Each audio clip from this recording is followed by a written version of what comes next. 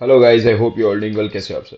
सो आज हमारा एपिसोड 14 आ चुका है या फिर 15 आ चुका है, मैं नंबर भूल चुका हूँ। लेकिन आशा कर रहा हूँ कि आप सबको मेरी एनालिसिस जो है वो काफ़ी अच्छी लग रही है। अगर आपको अच्छी लग रही है, जाइए लाइक करिए, शेयर करिए, सब्सक्राइब कर लीजिए हमारे चैनल को। ठीक है।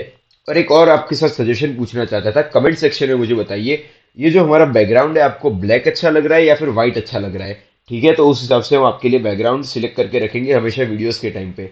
तो ये वाली फीडबैक देना बिल्कुल भी मत भूलिएगा गाइस। ठीक है। अभी आज हुआ है मार्केट क्रैश।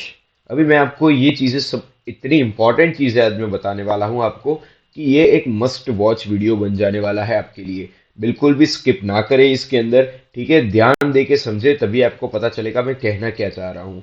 राइट, तो स्टार्ट करते हैं हम लोग फर्स्ट ऑफ ऑल निफ्टी से, जो 3% आज के दिन गिरा हुआ है। राइट, बड़ी गिरी हुई हरकत की है निफ्टी ने। लोग पूछ रहे हैं क्या रीजन है। तो देखो गाइस, दो रीजन हमारे सामने निकल के आ रहे हैं। एक तो ये यूक्रेन वाला जो पार्ट है वो, और दूसरा हमारा जो बैंक फ्रॉड हुआ है बाय शिपिंग कंपनी। ये दो।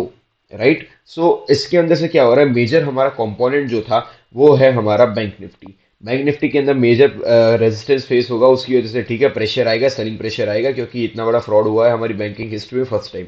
ठीक है, तो ये फर्स्ट रीजन था जिसकी वजह से निफ्टी इतना गिरा। सेकंड चीज, हमारा जो सबसे ज्यादा गिराने वाला फैक्टर था वो था हमारा निफ्टी मेटल। ठीक है, तो जब भी इंटरनेशनल वॉर्स के लिए या फिर इन सब चीजों के लिए जब भी एक आता है, इंटरनेशनल कॉन्फ्लिक्ट्स जब भी आते हैं गाइस, तो इसके अंदर क्या होता है कि हमारे जो एक्सपोर्ट्स होते हैं मेटल्स के, ठीक है, जो सप्लाई एंड डिमांड की जो चेन होती है हमारी, वो डिसरप्ट हो जाती है कुछ टाइम के लिए। राइट गाइस, तो उसकी वजह से क्या होता है, मेटल्स जो होते हैं, जो कमोडिटीज होते हैं, अगर उनके अंदर इंटरएक्शन ट्रांजेक्शंस अगर ज्यादा नहीं होंगे, तो उनका जो होगा वो प्राइस क्या होगा, वो डिक्रीज होने लगेगा। इतना समझो आप गाइस। समझ रहे हो कि कोई भी एक लेटेंट चीज पड़ी हुई है कोई भी जगह पे, कि जिसका कोई यूज नहीं कर रहा है, राइट, तो उसकी वैल्यू जो होगी वो कम होने लगेगी। सेम चीज होती है हमारी कमोडिटीज के साथ। सो ये कॉन्सेप्ट अपने दिमाग में घुसाओ तो आपको क्या होगा, फायदा होगा आगे। राइट, लिस्ट जो हमारे सेक्टर को इफेक्ट किया था वो था हमारा निफ्टी आईटी। ठीक है, लेकिन निफ्टी आईटी ऑलरेडी थोड़ा सा चढ़ा हुआ है, तो उसके अंदर भी प्रॉफिट बुकिंग थोड़ी थोड़ी आ रही है। लेकिन डरने की कोई बात नहीं है उसके अंदर भी। राइट, सो अभी हम समझते हैं कि निफ्टी में अभी हमें करना क्या है। जब भी एक बिग फॉल देता है, हमने पिछली बार आपको एनालाइज करके बताया था, आफ्टर अ बिग फॉल जब भी 3-4% का एक फॉल देता है निफ्टी, ठीक है, तो उसके दूसरे दिन, तीसरे दिन या चौथे दिन क्या होता है कि एक थोड़ी सी अपसाइड रैली भी आती है, रिलीफ रैली जिसे हम कहते हैं, वो आती है और आती ही है। राइट गाइज, तो अभी कल के दिन क्या हो सकता है, कल के दिन ये हो सकता है कि 16,800 के लेवल को ये अगर ये सस्टेन कर लेता है निफ्टी हमारा, ठीक है, तो इसके अंदर क्या होगा, एक बाउंस आएगा और वो जाएगा 17,100 तक, और बाद में वहां से फिर से ये रिटर्न जर्नी स्टार्ट करेगा अपनी। राइट, ये फर्स्ट पॉसिबिलिटी है। और सेकंड पॉसिबिलिटी क्या है, अगर कल के दिन 17,800 के लेवल को, 16,800 के लेवल को अगर ये डायरेक्टली ब्रेक करता है, तो हम थोड़ा सा वेट करेंगे, एक प्राइस एक्शन बनने देंगे और उसके बाद हम लोग ट्रेड लेंगे। लेकिन मोस्ट प्रोबेबली मुझे लग रहा है कि गैप डाउन ओपनिंग होनी चाहिए थोड़ी सी। उसका क्या रीजन है कि जो क्लोजिंग दी है वो खराब दी है, देखो निफ्टी ने। राइट, और दूसरी कुछ कुछ फैक्टर्स जो मैंने अभी अभी एनालाइज किए थे, तो उसकी वजह से मुझे लग रहा था पर्सनली कि न्यूट्रल टू नेगेटिव बायस के अंदर रहना चाहिए। बिग गैप अप की ओपनिंग की मैं अभी आशा नहीं कर रहा हूं, और अगर बिग गैप अप होता है तो वो सेल आउट हो जाएगा, वो फाइनल है। ठीक है, तो अभी इस चीज के साथ हम लोग दूसरा स्टार्ट करते हैं, हमारा बैंक निफ्टी। तो बैंक निफ्टी के अंदर क्या हो रहा है, बैंक निफ्टी अभी ऑलरेडी काफी ज्यादा प्रेशर के अंदर है। ठीक है, बैंक निफ्टी ने अपना स्ट्रक्चर ब्रेक किया है। राइट, मैं हमेशा आपको सिखाता हूँ, स्ट्रक्चर ब्रेक होता है तभी हमें ट्रेंड रिवर्सल के लिए ट्रेड करना चाहिए, तब तक हमें नहीं करना चाहिए। सो यहाँ पे हमारा स्ट्रक्चर जो है वो ब्रेक हो चुका है, और अभी हमें इसके अंदर सेलिंग के बारे में देखना चाहिए बैंक निफ्टी के अंदर। राइट, तो हम कब से देखना स्टार्ट कर सकते हैं सेलिंग के लिए? देखो गाइस, एक सिंपल सी बात मैं आपको बता रहा हूँ। अगर कल के दिन ये 37,200 के लेवल्स के आजू बाजू आके बाद में वहां से अगर डिप देता है, ठीक है, कि मतलब ये क्या किया इसने कि 37,000 के आजू बाजू के लेवल पे आया यहाँ पे, और यहां से बाद में डिप दिया इसने, ठीक है, तो हम इसके अंदर इस पॉइंट के ऊपर, इस वाले पॉइंट के ऊपर हम लोग क्या करेंगे, ए वाले पॉइंट के ऊपर सेलिंग का देखेंगे हम लोग। ठीक है जी। लेकिन अगर कल के दिन इसकी जगह ये क्या हो गया कि यहां से सीधा ही इसने स्टार्ट किया और नीचे आ गया, ठीक है, तो बाद में यहां से हम लोग क्या एक्सपेक्ट करेंगे कि एक छोटा सा बाउंस एक्सपेक्ट करेंगे बैंक निफ्टी के अंदर। ठीक है, अगर कल के दिन ये यहाँ से फ्लैट ओपन होकर नीचे आना स्टार्ट करता है, तो हम सेलिंग नहीं करेंगे जब तक हमारे कौन से वाले लेवल्स सस्टेन करते हैं, 36,200 के लेवल्स जब तक सस्टेन करते हैं तब तक हमें सेलिंग नहीं करनी है एग्रेसिवली। राइट, और सेम चीज बाइंग के अंदर है। बाइंग के अंदर हमें एग्रेसिव होना ही नहीं है, लेकिन अगर इस वाले पॉइंट से हमें बाउंस हमें दिख रहा है, तो हमें यहाँ पे बाउंस की एक्सपेक्टेशन ऑलरेडी है, तो यहाँ से हम बाउंस एक एक्सपेक्ट कर सकते हैं, रिस्क टू रिवॉर्ड काफी अच्छा रहेगा हमारे लिए इसलिए, राइट। थर्ड चीज हमें जो करनी है वो है हमारा मेटल्स, ठीक है। मेटल्स के अंदर से अभी क्या होना है, इसने भी स्ट्रक्चर एक ब्रेक किया है, लेकिन नीचे की साइड पे एक ट्रेंड लाइन उसे मिल रही है जो एक सपोर्ट की जैसे काम कर सकती है, ठीक है। तो इसका हमें ध्यान रखना है थोड़ा सा। मेटल के अंदर ऑलरेडी काफी बड़ा स्टिफ क्या है, डाउन ट्रेंड आ चुका है, समझ रहे हो आप। इतना ज्यादा स्टिफ डाउन ट्रेंड जब भी आता है किसी भी अगर सेक्टर के अंदर, तो वो हमारे लिए क्या होता है, एक रिलीफ रैली के लिए वो तैयार हो रहा होता है। देखो, तो यहाँ पे क्या हुआ, काफी बार इससे सपोर्ट लिया है, ऊपर गया, यहाँ पे एक बार सपोर्ट लिया, ठीक है, वहां सेकंड टाइम लिया, थर्ड टाइम ब्रेक किया, तो काफी बड़ा फॉल आया। सेम चीज यहाँ पे होने वाली है। देखो, अभी यहाँ पे क्या किया है मेटल्स ने, मेटल ने स्ट्रक्चर ब्रेक कर दिया है, ठीक है। कहाँ पे किया है स्ट्रक्चर ब्रेक, तो इस वाले पॉइंट के ऊपर इसने स्ट्रक्चर ब्रेक कर दिया है, ठीक है। अभी यहाँ पे ब्रेक करने के बाद ये नीचे की साइड पे क्या कर रहा है, अच्छी कैंडल्स बना रहा है, जो हमारे लिए काफी अच्छा होता है। लेकिन ये जो ट्रेंड लाइन है हमारे लिए, वो एक थोड़ा सा क्या करेगी, सपोर्ट की जैसे काम करेगी। तो अभी क्या कर सकते हैं हम लोग, यहाँ से थोड़ा सा बाउंस करने के बाद अगर ये ब्रेक करता है, ठीक है, तो यहाँ पे हम लोग सेलिंग के बारे में देख सकते हैं। मेटल्स में भी बाइंग के लिए ना जाओ, जब तक 6000 का लेवल इसके ऊपर वो सस्टेन नहीं करता मेटल्स, तब तक हमें बाइंग नहीं करनी है मेटल्स में, राइट। सो अभी हम लोग थोड़े से स्टॉक्स की बात करते हैं, क्योंकि ऐसे पॉइंट ऑफ टाइम के अंदर स्टॉक्स में ट्रेडिंग करना बहुत डिफिकल्ट हो जाता है, क्योंकि पता ही नहीं चलता कब क्या गैप अप हो जाए, कब क्या गैप डाउन हो जाए, राइट। तो पहले हमने वीआर लॉग आपको एक बार बताया था, आपको याद हो तो। वीआर लॉक के अंदर हमने आपको स्ट्रेटेजी बताई थी उसके डिविडेंड को लेके कि कैसे हमें इसके अंदर ऑपरेट करना है, तो हमें कैसे फायदा हो सकता है, राइट। हमने आपको बताया था यहाँ से अगर गैप अप ओपन होकर बाद में ये नीचे आता है और बाद में अगर ये नीचे की साइड पे क्लोजिंग दे देता है, राइट, तो इसके अंदर हमें नेगेटिव बायस पे रहना है, क्योंकि नेक्स्ट दिन के अंदर क्या होने वाला है, कुछ दिन के अंदर हमारे पास डिविडेंड आने वाला है। तो डिविडेंड क्या होता है, एग्जिस्ट हो जाएगा इसके अंदर। तो ऑलरेडी हमारे पास यहाँ पे काफी अच्छा रूम था इसके अंदर सेलिंग प्रेशर का, राइट। सो उसका हमें काफी फायदा हुआ होगा, राइट। मैंने आपको स्ट्रेटेजी जो बताई थी उसके हिसाब से। अभी यहाँ पे कल के दिन क्या करना है, अगर इन लेवल्स के ऊपर जाता है 500 505 के लेवल्स के आजू बाजू जाके बाद में अगर यहाँ से फिर से नीचे आना स्टार्ट करता है, तो हमारे लिए 450 के आजू बाजू के टारगेट्स ओपन हो जाएंगे, 460 के टारगेट्स ओपन हो जाएंगे, ठीक है। तो ये काफी अच्छी ट्रेड होगी। अभी ये देखो टाटा पावर, तो टाटा पावर मैंने आज अपने प्रीमियम क्लाइंट्स को भी दिखाया था, ठीक है, और इसके अंदर मैंने खुद ट्रेड ली थी। मैं अभी इंस्टाग्राम के ऊपर डाल दूंगा उसके स्क्रीनशॉट, तो आपको दिख पाएगा, ठीक है। मैंने अराउंड इस लेवल के ऊपर ये वाली कैंडल जब भी देखी, ठीक है।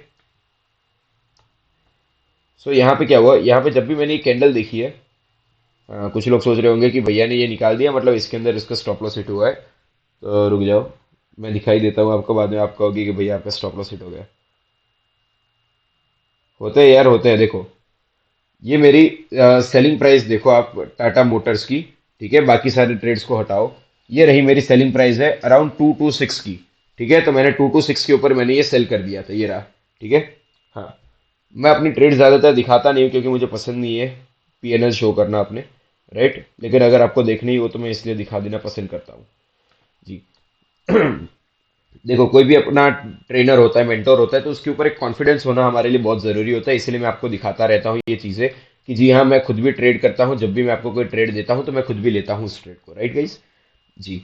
सो आपको कॉन्फिडेंस आए मेरे ऊपर, और आप क्या करो कि मेरे से जो भी सीखो तो उस लर्निंग के ऊपर कॉन्फिडेंस आए, वो मेरा मेन उद्देश्य रहता है यहाँ पे हमेशा। क्योंकि अगर मैं कुछ सिखाऊंगा लेकिन आपको अगर कॉन्फिडेंस नहीं होगा मेरी लर्निंग के ऊपर, तो वो बाद में क्या करेगा, आप उसको इंप्लीमेंट नहीं करोगे, और बाद में आप क्या करोगे, मार्केट के अंदर कुछ ना कुछ उल्टा सीधा कर बैठोगे। तो ये नहीं चाहिए। मैं अपने एक्सपीरियंस को शेयर कर रहा हूँ, तो आप इसके अंदर फायदा उठाइए, राइट। सो यहाँ पे अभी देखो, ये क्या हुआ है, यहाँ पे टाटा पावर के अंदर मैंने अराउंड 219 के लेवल के ऊपर, कहाँ पे 219 के लेवल के ऊपर यहाँ से मैंने सोचा था कि मैं बाई करता हूँ, लेकिन जब तक मैं ऑर्डर डालता था 221 तक चला गया था, राइट। तो बाद में यहाँ से मैंने क्या किया, 226 के ऊपर हमारा, ठीक है, हमने टारगेट अचीव कर लिया था। 226 मतलब 2.5% का हमने ऑलमोस्ट टारगेट अचीव किया था। और बाद में यहाँ पे हमने बुक भी कर लिया था, क्यों, क्योंकि यहाँ पे ये तीन चार कैंडल्स जो है ना, तो एक ही जगह पे आके अटक रही थी, ठीक है। इतनी ज्यादा जब अटकती है ना कैंडल्स, ठीक है, तो हमें समझना चाहिए कि ये वाला लेवल्स इजीली ब्रेक नहीं होंगे। तो मुझे अपना टाइम वेस्ट करना नहीं था, मुझे दूसरी ट्रेड कुछ अच्छी दिख रही थी, इसकी वजह से मैंने इसके अंदर एस्केप कर लिया था, राइट।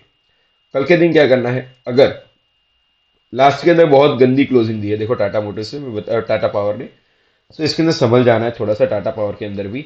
लेकिन जो भी इन्वेस्टर्स है, इन्वेस्टर्स के लिए मैं ये चीज बताता हूं कि इसके अंदर बायो डिप्स चालू रखना, एसआईपी अपनी चालू रखना टाटा पावर के अंदर, राइट। एक और चीज कि जो लोग मिड कैप स्टॉक्स लेके बैठे हैं, ठीक है, स्मॉल कैप मिड कैप जिनके भी पास है, वो लोग प्लीज एवरेज मत करिए, ठीक है। Do not average your mid cap and small cap जो स्टॉक्स होते हैं उनको। अपने ब्लू चिप जो है निफ्टी 50 के टॉप 10 स्टॉक्स, उसके सिवाय किसी में भी एवरेज मत करिए। प्लीज गाइज, मैं रिक्वेस्ट कर रहा हूं आप लोगों से, क्योंकि फंस जाओगे, गंदा फंसोगे। समझ रहे हो? तो ये नहीं करना है। सेम चीज एमएनएम के अंदर देखो, महिंद्रा एंड महिंद्रा के अंदर क्या रिकवरी दी है एक दिन के अंदर, उसने 7.5% की रिकवरी दी है इसने अपने लो से। काबिल तारीफ काम किया है टाटा महिंद्रा एंड महिंद्रा ने। अगर देखोगे आप, ये देखो 7.5% की रिकवरी दी है इसने, राइट। अभी कल के दिन क्या करना है, ये ऐसी वाली जब कैंडल्स बनती है तो हमारे लिए काफी अच्छा होता है, क्योंकि नीचे से बाइंग प्रेशर आ रहा है हमारे पास यहाँ से, ठीक है। तो ये अभी एक बना रहा है ट्राइंगल टाइप पैटर्न। तो यहाँ से अगर कल के दिन ब्रेकआउट देके ऊपर जाना स्टार्ट करता है तो हम इसके अंदर बाइंग करेंगे। अगर यहाँ से नीचे क्लोजिंग देता है तो हम सेलिंग करेंगे, राइट। और एक लास्ट में आपको दिखा देता हूँ, ये भी मैं आपको काफी टाइम से कह रहा हूँ डीमार्ट के अंदर भी, ठीक है। ये मैं हर बार कवर करता हूँ और हर बार मुझे लगता नहीं है कि आप लोग ट्रेड लेते होगे डीमार्ट के अंदर, लेकिन ये जो पैसे बना के देता है वो एग्जैक्ट टू एग्जैक्ट पैसे बना के देता है हमारे लिए, ठीक है। तो हमने ये वाले लेवल्स जब भी ब्रेक हुए थे हमने तब से बताया आपको, ठीक है। तो यहाँ पे एक बार आपसे सेल करवाया, ठीक है। ये देखो लास्ट टाइम की ड्राइंग भी अभी तक की हुई है हमने। तो यहाँ से आपको पता चल रहा है कि ये वाले पॉइंट पे जब भी आएगा, इस वाले पॉइंट के ऊपर, तो यहाँ से नीचे आएगा, और बाद में हमने ये भी बताया कि यहाँ से बाद में क्या होगा, रिवर्स करके ऊपर भी जाएगा। ये देखो ड्राइंग हमारी एग्जैक्ट बनाई हुई है और उसी तरह से काम किया है हमारे डीमार्ट ने, राइट। इससे पता चलता है हमारी नॉलेज और हम जो आपको ट्रेड्स दे रहे हैं उसके अंदर हमारा पावर, राइट। सो अभी क्या करना है हमें कल के दिन, तो अभी यहाँ पे एक सपोर्ट लेता हुआ दिख रहा है ये ट्रेंड लाइन के ऊपर से। अगर कल के दिन ये यहाँ पे बाउंस करता है, ठीक है, तो हमें से क्या करना है कि इसके अंदर बाइंग के बारे में हम सोच सकते हैं, राइट। 15 मिनट में जाते हैं हम लोग, स्ट्रक्चर दिखते हैं कि कहाँ पे आपको बाइंग करनी चाहिए, राइट। सो अभी स्ट्रक्चर हमें दिख रहा है, हमें दिख रहा है कि अगर 4070 4071 के ऊपर अगर आपका जाता है, ठीक है, प्राइस, तो तभी आपको बाइंग करनी है, उससे पहले बाइंग बिल्कुल भी नहीं करनी है डीमार्ट के अंदर, राइट गाइज। जी, और एक लास्ट हमें दिखा देता हूँ बम्पर जो हमारा है ही ऑफ कोर्स, टीसीएस। तो उसके अंदर क्या हो रहा है ये देखते हैं। टीसीएस एक ट्राइंगुलर पैटर्न के अंदर चल रहा है, ठीक है गाइज। ऊपर से नीचे आ रहा है, ऊपर की साइड पे एक ट्रेंड लाइन हमें दिखाई दे रही है, समझ रहे हो आप? सो अभी हमें क्या करना है इसके अंदर, कि अगर हमें चांस मिलता है कभी भी, तो हमें इसके अंदर ट्रेड लेनी है। कैसे लेनी है, ये जब भी ब्रेक होगा तो हम इसके अंदर ट्रेड लेना पसंद करेंगे, राइट गाइज। ये आपको पता चल रहा है? यस। सो अभी ये जब भी इसका स्ट्रक्चर ब्रेक होगा और 3800 के ऊपर जब भी ये क्लोजिंग देगा, ठीक है, 3800 के ऊपर ये जब भी क्लोजिंग देगा तो हमें इसके अंदर ट्रेड लेनी है, और इसके अंदर एग्रेसिवली बाइंग कर सकते हैं हम लोग टीसीएस के अंदर। क्यों? क्योंकि एक काफी अच्छा रीजन है हमारे पास इसके अंदर बाइंग करने का, क्योंकि पीछे से बाईबैक आ रहा है, 4500 रुपीज का बाईबैक है। और मोस्ट प्रोबेबली क्या होगा कि टीसीएस वो या उसके ऊपर वाले प्राइसेस तक तो वो इजीली पहुंच जाएगा, ठीक है। एक और चीज मैं आपको बताता हूँ, जब भी एक बाईबैक आता है तो क्या होता है, आपको क्या लगता है कि ये प्राइस जो होगी वो बाईबैक के नजदीक जाएगी, बाईबैक के प्राइस के ऊपर टच करेगी, या बाईबैक से भी आगे चली जाएगी उन दिनों के अंदर, ठीक है। तो एक चीज मैं आपको बताता हूं कि टीसीएस के अंदर बाईबैक होगा तो जो मार्केट के अंदर लिक्विड शेयर्स होंगे वो सबसे ज्यादा निकलेंगे, समझ रहे हो आप? कि मार्केट के अंदर जो लोग बाय एंड सेलिंग के जो वॉल्यूम होगा हमारा वो डिक्रीज होगा। क्या रीजन है? क्योंकि जो लिक्विड शेयर्स थे वो लोग प्रमोटर्स लेके जा रहे हैं, और वो क्या होगा, स्टेगनेंट शेयर बन जाए, सेल्स बन, स्टॉक्स बन जाएंगे, ठीक है। स्टेगनेंट का मीनिंग क्या होगा कि वो लोग यूज नहीं करेंगे उसको ट्रेडिंग पर्पसेस के लिए, उन लोगों ने खरीदा रख दिया इन्वेस्ट करके, ठीक है। तो वो कोई ना खरीद पाएगा ना बेच पाएगा, कुछ नहीं कर पाएगा, वो पड़े हुए हैं उधर ऐसे ही। तो हमारा मार्केट के अंदर जो सप्लाई था स्टॉक्स का वो डिक्रीज हो गया, राइट। और उसके सामने हमारी जो डिमांड है वो डिमांड तो वही की वही रहेगी ना। ये लोग जो लोग रोज ट्रेड करते हैं, जो इन्वेस्ट करते हैं इसके अंदर टीसीएस में, वो लोग तो रहने ही वाले हैं टीसीएस के, कहीं पे एसआईपी वाले जा नहीं रहे, कोई भी ट्रेडर्स यहाँ से जा नहीं रहे। सबको पता है कि फंडामेंटली बहुत स्ट्रांग कंपनी इसके अंदर ट्रेड कर सकते हैं, राइट। तो डिमांड तो हमारी यही है। Over the period of time demand increase होगी, जैसे कि जब न्यू न्यू कमर्स आने वाले होंगे वो। लेकिन हमारा सप्लाई तो जब वो था उससे तो डिक्रीज हो गया यार, समझ रहे हो आप? तो सप्लाई जब डिक्रीज होता है, डिमांड इंक्रीज होती है, तो प्राइस ऑटोमेटिकली ऊपर जाती है। ये हमारा बेसिक कॉन्सेप्ट होता है स्टॉक मार्केट का, कैसे वर्क करता है, राइट गाइज। तो इससे हमें पता चलता है कि हमारा 4500 के लेवल्स भी अचीव होंगे, 4500 के, मैं तो कहता हूँ 5000 तक भी अचीव होंगे, राइट गाइज। लेकिन थोड़ा सा पेशेंस रखना पड़ेगा उसके लिए, ठीक है। आफ्टर बायबैक अगर आप होल्ड कर रहे हो तो भी चिंता की बात नहीं होनी चाहिए गाइस, समझ रहे हो?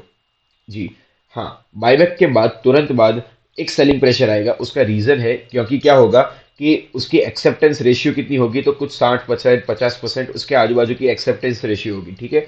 तो 50% आप जितने अप्लाई कर रहे हो, 10 शेयर अप्लाई कर रहे हो, तो 5 शेयर जो होंगे आपके, तो उसके अंदर बायबैक आपको मिलेगा, 5 शेयर के अंदर नहीं मिलेगा। तो ये दूसरे जो 5 शेयर आपके पास पड़े हुए हैं उसको क्या करोगे, उसको आप ओपन मार्केट के अंदर बेच दोगे। समझ रहे हो? ओपन मार्केट में आप जब भी बेचोगे तो आपका जो होगा एक सप्लाई इंक्रीज हो जाएगी डिमांड के हिसाब से देखा जाए तो, और उसकी वजह से प्राइसेस क्या होंगे, थोड़े से डिप होंगे और उसके बाद फिर से अपनी अपवर्ड जर्नी स्टार्ट करेंगे। सेम केस इन्फोसिस के साथ हुआ था, ठीक है गाइज, और ये भी सेम केस इसके साथ भी होने वाला है। समझ रहे हो? ठीक है, तो कोई बात नहीं गाइज, विद दिस आज का हम सेशन एंड करते हैं। और अपने फ्रेंड्स के साथ शेयर कर लीजिए गाइज, क्योंकि आप शेयर नहीं करते हो बाद में हमें मजे नहीं आते यार इसके अंदर। ठीक है, दोस्तों के साथ शेयर करो। और एक और चीज कि इंस्टाग्राम पे हमें फॉलो कर लो, ठीक है, क्योंकि वहां पे हम लोग लाइव मार्केट के अंदर चीजें डालते रहते हैं। समझ रहे हो? जी हाँ। So with this guys, thank you, and थोड़ा सा सेफ होकर ट्रेड करिए आज कुछ दिन के लिए। ठीक है।